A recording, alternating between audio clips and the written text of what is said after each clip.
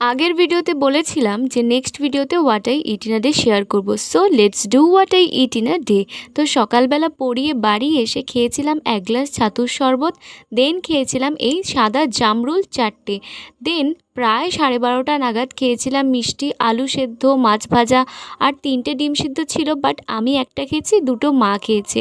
দেন lunch করেছিলাম, লাঞ্চে ছিল লাল শাকের তরকারি আর যেটা মাছের তেল পোটা দিয়ে তৈরি করেছিল মা, আর ছিল কাঁচকলা আর পেঁপে দিয়ে মাছের ঝোল, আর ছিল পুঁটি মাছের টক।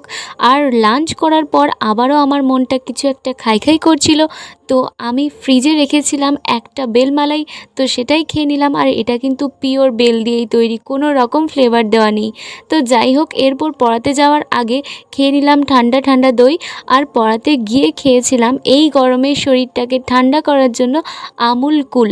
তো সারাদিন নানা রকম হেলদি আনহেলদি খেয়ে রাতের ডিনারটা পুরোটাই স্কিপ করে গেছি, আর কোনো কিছুই খাইনি। So that's all for today. দেখা হচ্ছে নেক্সট ভিডিওতে। বাই।